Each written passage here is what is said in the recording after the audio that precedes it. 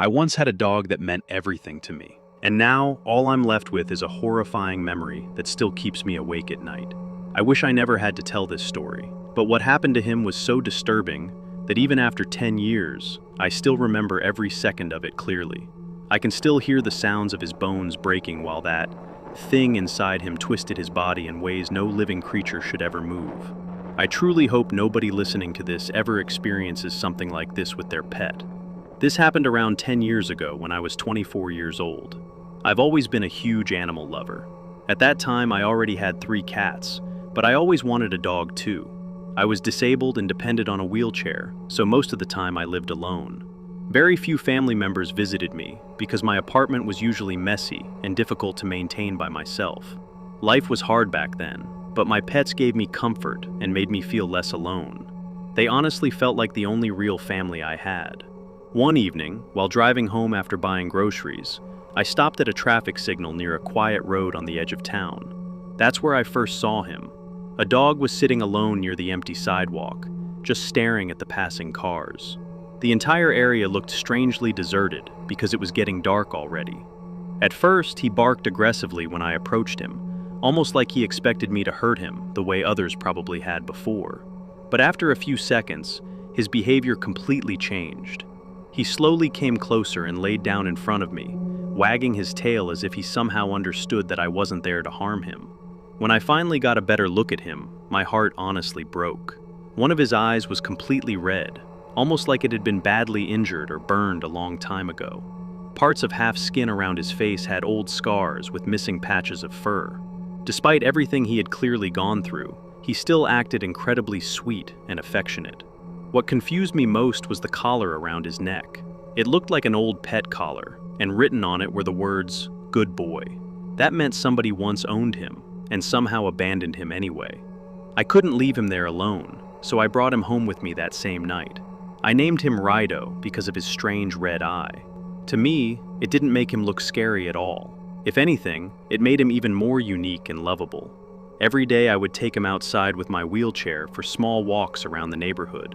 Unlike my cats, he could actually accompany me outdoors, and honestly, he became my favorite one very quickly. I grew extremely attached to him. There was only one strange thing about Rido. He barked constantly at random people, delivery boys, strangers passing by the house, even people walking far away down the street. The moment someone entered his sight, he would become aggressive and start barking non-stop. But the second they disappeared, he would calm down again like nothing happened. At first, I thought maybe his past trauma made him overly protective. Everything continued normally for a while, until one day my landlord suddenly came to inspect the apartment.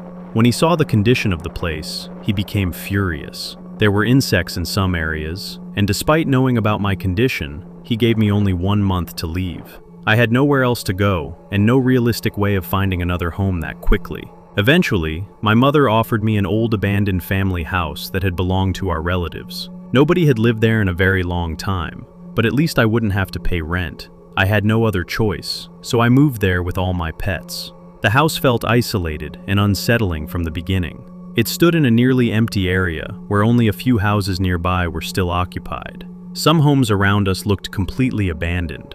I cleaned what I could and tried my best to make the place feel livable, but something about that house never felt right, and Rido seemed to notice it too. After moving there, his behavior changed. During the day, he would sit silently in one corner of the room for hours without moving. But at night, he became completely different. He would stare at the walls and bark aggressively at absolutely nothing. Sometimes he growled at empty corners of the house as if he could see someone standing there. I took him to multiple veterinarians, but none of them could explain what was happening. One doctor even warned me that the dog might be dangerous or mentally unstable, and suggested I get rid of him before he hurt me or someone else. But I refused. No matter how strangely he acted, he was never aggressive toward me. I loved him too much to abandon him. I thought maybe he just needed more affection and time to adjust to the new place. Then came the night that destroyed everything. It was a Tuesday. I had gone to the bank earlier that day to collect my disability check, and by the time I returned home, it was already around 10 p.m. Before leaving, I had locked all my pets safely inside the house like always. But as I reached the gate that night and started unlocking it, I suddenly heard horrifying sounds coming from inside. Rido was making noises I had never heard before. It sounded like he was being tortured.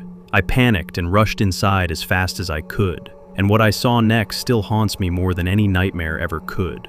Rido was violently throwing himself against the walls of the house, not like a scared animal, but like something else was controlling his body. He clawed at himself, slammed into furniture, and twisted unnaturally across the floor.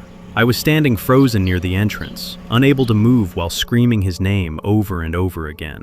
Then I heard it, loud cracking sounds, one after another. His bones were breaking inside his body while he continued convulsing violently across the room. I know this sounds impossible, but in that moment, it genuinely felt like something inside him was forcing his body to move against its own limits. I couldn't even gather the courage to go near him. I just stood there crying hysterically while the nightmare unfolded right in front of me. Eventually, my screaming made the neighbors come out from their homes, and entering the house, everything suddenly stopped, completely. Rido's body dropped motionless onto the floor. Whatever had been controlling him was gone. There was blood everywhere. I couldn't stop shaking. I couldn't even look at him properly anymore. The police were called later that night, but nobody could explain what happened. Some thought it was a disease. Others blamed rabies or violent seizures. But deep down, I still believe something else was inside that house. Something that Rido had been sensing from the very beginning. Maybe that's why he barked at the empty walls every night. Maybe he was trying to protect me from something I couldn't see. After that incident, I moved away and went to live closer to my mother. But even today, years later, I still sit awake some nights looking through old photos of Rido on my phone, remembering the happy moments we spent together, and wondering if I made a terrible mistake by bringing him into that house.